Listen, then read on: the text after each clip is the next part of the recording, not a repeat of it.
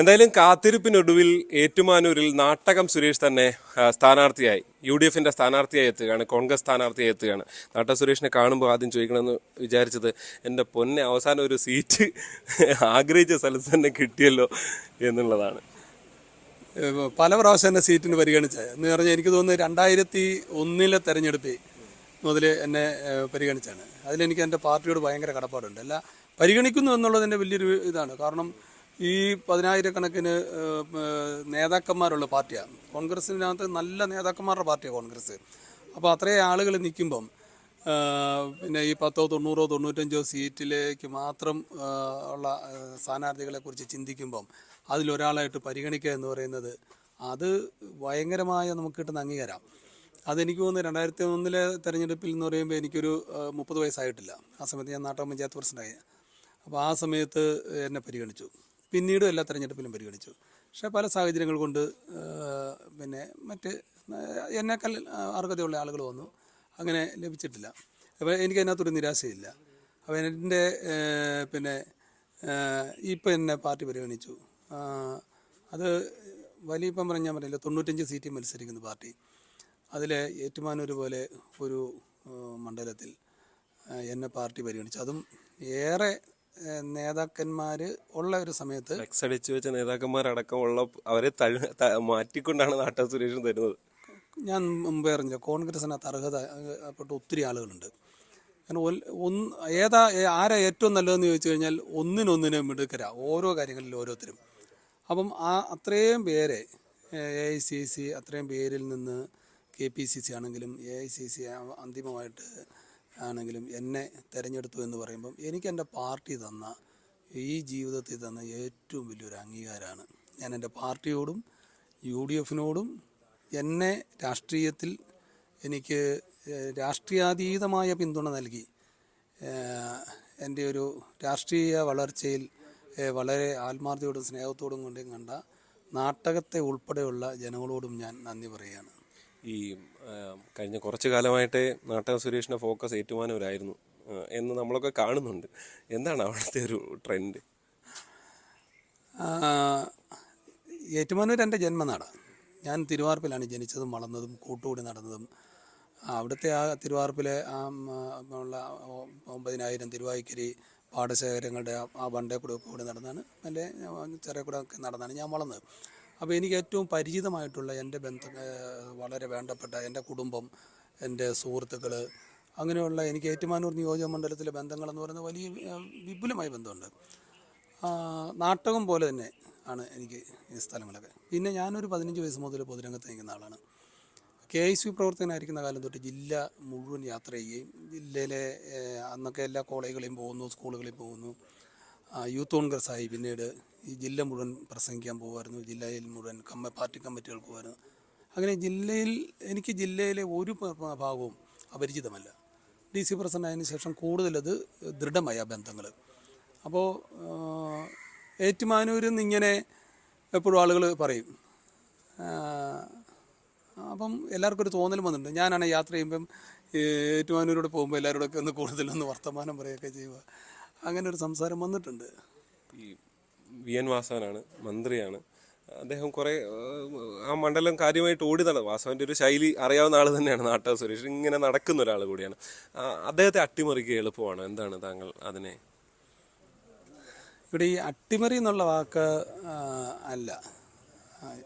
UDF ജയിക്കും, അത് എതിർ സ്ഥാനാർത്ഥി ആരാണെന്നുള്ളതല്ല. LDFനെതിരായിട്ടുള്ള, ഈ സർക്കാരിനെതിരായിട്ടുള്ള വലിയ വികാരമാണ് കേരളത്തിലെമ്പാടുമുള്ളത്. അത് തദ്ദേശ തെരഞ്ഞെടുപ്പിലും നമ്മൾ കണ്ടതാണ്. പിന്നെ ഏറ്റുമാനൂരിൻ്റെ പ്രത്യേകത എന്താ? ഏറ്റുമാനൂരിൻ്റെ പ്രശ്നം എന്താ? പടിഞ്ഞാറൻ പ്രദേശങ്ങളെടുത്ത് കഴിഞ്ഞ 15 കൊല്ലമായിട്ട് LDFൻ്റെ പ്രതിനിധിയായ MLA കഴിഞ്ഞ 15 കൊല്ലമായിട്ട് വെള്ളപ്പോ 4 മഴ അടുപ്പിച്ച് പെയ്താൽ ആർപ്പൂക്കര, അവിടെ പടിഞ്ഞാറൻ പ്രദേശങ്ങൾ, അയ്മനം, കൊമരകം, തിരുവാർപ്പ് എല്ലാം വെള്ളത്തിലാണ്. എന്ത് ഫലപ്രദമായി ഇപ്പോൾ നമുക്ക് മഴയെ തടഞ്ഞു നിർത്താൻ പറ്റിയില്ല, മനസ്സിലായില്ലേ? അപ്പോൾ മഴ പെയ്യും, അപ്പോൾ ഈ കിഴക്കൻ വെള്ളം വരുന്നു. ഇതൊക്കെ ഞാൻ എല്ലാത്തിലും വിപുലമായി പറയല്ല. അപ്പോൾ പക്ഷേ ഈ കിഴക്കൻ വെള്ളം വരുമ്പോഴാണേലും മഴ പെയ്യുമ്പോഴാണേലും ഒക്കെ ഈ പ്രദേശം താഴ്ന്നു കിടക്കുന്ന പ്രദേശമാണ്. ഇത് പെട്ടെന്ന് വെള്ളത്തിലങ്ങ് മുങ്ങുകയാണ്. അപ്പോൾ ഇതിനെ ഈ ഫലപ്രദമായിട്ടുള്ള ശാസ്ത്രീയമായിട്ടുള്ള ഒരു പരിഹാരം കണ്ടുപിടിക്കാൻ ഇതുവരെ കഴിഞ്ഞിട്ടില്ല. പടിഞ്ഞാറൻ മേഖലകളിലെ റോഡുകളുടെ എല്ലാം അവസ്ഥ വളരെ ദയനീയമാണ്. യാത്രാ സൗകര്യം ഒന്നും തന്നെ ഇല്ല. നമ്മളിപ്പം കാണുന്ന കുമരകത്തോടെ നമ്മളിങ്ങനെ അങ്ങോട്ട് പോകുമ്പോൾ കുഴപ്പമില്ല. പക്ഷെ അതിനകത്തോട്ട് കയറണം. ഒരു കൊച്ചു പെൺകുട്ടി തൻ്റെ വെല്ലിച്ചനുമായിട്ട് വള്ളത്തെ വരുമ്പോഴാണ് ബോട്ട് ഇടിച്ചിട്ട് കുഞ്ഞ് മരിച്ചു പോകുന്നത് അല്ലേ. ഞാൻ ഉൾപ്പെടെ അന്നോടെ പോയത്. അന്ന് മന്ത്രിയെ അവിടെ ആളുകൾ തടഞ്ഞു വെച്ചു. എന്താ ഇതിനൊക്കെ ഒരു പരിഹാരം ഉണ്ടാകണ്ടേ? അവിടെ ഒരു നല്ല പാലം പണിതിരുന്നെങ്കിൽ ഈ പ്രശ്നം വരികയില്ലായിരുന്നു. ഞാൻ പറയുന്നതും അല്ലെ ഞാൻ ചിന്തിക്കുന്നതും, ഞാൻ 25-ാമത്തെ വയസ്സിൽ പഞ്ചായത്ത് പ്രസിഡൻ്റായ ആളാണ്. ഞാൻ എൻ്റെ നാട്ടിലെ ഫ്ലെക്സ് ബോർഡുകൾ വെക്കാനോ ബഹളം ഉണ്ടാക്കാനോ നിന്നില്ല. ഞാൻ നാട്ടിലെ ജനങ്ങൾക്ക് ആവശ്യമുള്ളതിനെക്കുറിച്ച് ചിന്തിച്ച്. അപ്പം അന്ന് നാട്ടത്തെ ഒരു പുറമ്പോക്ക് ഒഴിപ്പിക്കുന്ന ഒരു വലിയ വിഷയമായിരുന്നു. അപ്പോൾ പുറമ്പോക്കിനോട് ചേർന്നുള്ള താമസിക്കുന്ന കുറച്ച് സമ്പന്നരായിട്ടുള്ള ആളുകൾ, അവർക്ക് ഈ പുറമ്പോക്ക് അസൗകര്യമായി. അപ്പോൾ അവർ കേസ് കൊടുത്തു. ഹൈക്കോടതി ഇവരെ ഒഴിപ്പിക്കാൻ തീരുമാനിച്ചു. അപ്പം ഞാൻ കേസിൽ കക്ഷിയായിരുന്നു. അങ്ങനെ പക്ഷേ കേസിൽ നമുക്കെതിരായിട്ടുള്ള വിധി വന്നു. ഇവരെ ഒഴിപ്പിക്കേണ്ട സാഹചര്യം വന്നു. അങ്ങനെ വന്നു കഴിഞ്ഞപ്പം ഞാൻ അവരെ കൈവിട്ടില്ല.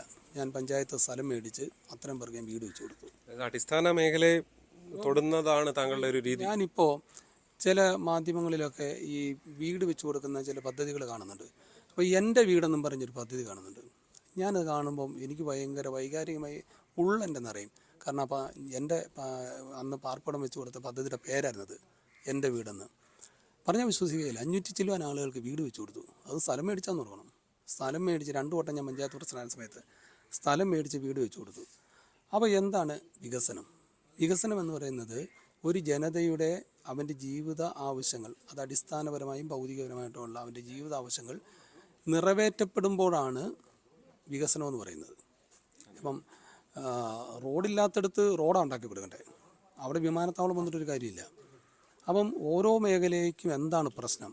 വെള്ളപ്പൊക്കം ഉണ്ടാകുന്നിടത്ത് വെള്ളപ്പൊക്കം ഉണ്ടാകാതിരിക്കാൻ എന്താണ് നമുക്ക് ശാസ്ത്രീയമായി അവിടെ ചെയ്യേണ്ടത്? അതിനൊക്കെ എന്തെല്ലാം ഇവിടെ ഇതിനെല്ലാം വളരെ പ്രഗത്ഭരായിട്ടുള്ള ആളുകളുണ്ടല്ലോ.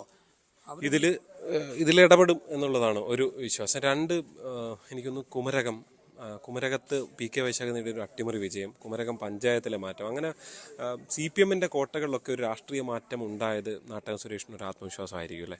ഈ കമ്മ്യൂണിസ്റ്റ് പാർട്ടിയുടെ തകർച്ച നമ്മൾ ലോകം കണ്ടു. ലോകത്ത് അടക്കി വാണ്ടിരുന്ന പല രാജ്യങ്ങളും അടക്കി വാണിരുന്നു. അവിടെ ഇത് തകർന്നു പോയി. പശ്ചിമബംഗാൾ ഉൾപ്പെടെ ഇന്ത്യയിലെ പല സംസ്ഥാനങ്ങളും, ത്രിപുര ഉൾപ്പെടെയുള്ള ഇടത്ത് തകർന്നു പോയി. കേരളത്തിലാണ് ആകെ ഒരു ഇത് നിന്നേ. അതും ഇപ്പം തീരാൻ പോകുന്നു. ചില പഞ്ചായത്തുകൾ പതിറ്റാണ്ടുകളായിട്ട് അവരുടെ ഇല്ല. അവിടെ അവർ തകരുക. ആ തകർച്ചയാണ് നമ്മൾ കുമരകത്ത് കണ്ടത്. കമ്മ്യൂണിസ്റ്റ് മാർക്സിസ്റ്റ് പാർട്ടിയുടെ തകർച്ചയാണ് കുമരകത്ത് കണ്ടത്.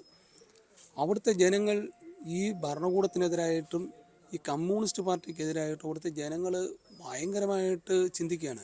നാട്ടകം സുരേഷിനും ഗുണമാവും. 100% വിജയം ഉറപ്പാണ്. 101%. എത്ര ഭൂരിപക്ഷം പ്രതീക്ഷിക്കുന്നു? നല്ല ഭൂരിപക്ഷമായിരിക്കും. 2020 ഒരു സ്ഥാനാർത്ഥി കൂടിയുണ്ട്, ഒരു യുവതി, കൊച്ചുകുട്ടിയാണ്. അതിനെയൊക്കെ എങ്ങനെയാണ് വരട്ടെ എന്നുള്ള? എന്തായാലും നാട്ടകം സുരേഷ് ജയിക്കുമെന്ന് തന്നെയാണ്. ഞാൻ പറഞ്ഞല്ലോ, നമ്മൾ എല്ലാത്തിനും ആത്മവിശ്വാസം പറഞ്ഞവരല്ലേ. 101%. കാരണം എനിക്ക് അവിടുത്തെ ജനങ്ങളുമായിട്ട് ഹൃദയബന്ധമുണ്ട്. അവർ വ്യക്തിപരമായി എന്നോടുള്ള ബന്ധം, ഈ ഗവൺമെൻറ്റിൻ്റെ അഴിമതി തന്നെയാണ് പ്രശ്നം. അതാണ് ഏറ്റവും വലിയ പ്രശ്നം. ശബരിമല കൊള്ളയടിച്ചവർക്ക് ജനങ്ങൾ വോട്ടിക്കൂ. ശബരിമല കൊള്ളയടിച്ചവർക്ക്. എന്തായാലും അതാണ് നാട്ടകം സുരേഷിന്റെ ആത്മവിശ്വാസം. അദ്ദേഹം അടിസ്ഥാന മേഖലയിലെ പ്രശ്നങ്ങൾ ഉൾപ്പെടെ ചൂണ്ടിക്കാണിച്ചുകൊണ്ടാണ് ജനങ്ങളുടെ മുന്നിലേക്ക് എത്തുന്നത്. 100 അല്ല 101%. അപ്പോൾ എല്ലാ ആശംസകളും നേരുകയാണ്. ഏറ്റുമാനൂരിൽ നിന്ന് ജി ശ്രീജിത്ത്, ന്യൂസ് 18. കൂടുതൽ വാർത്തകൾക്ക് news 18 Keralam YouTube channel subscribe ചെയ്യുക.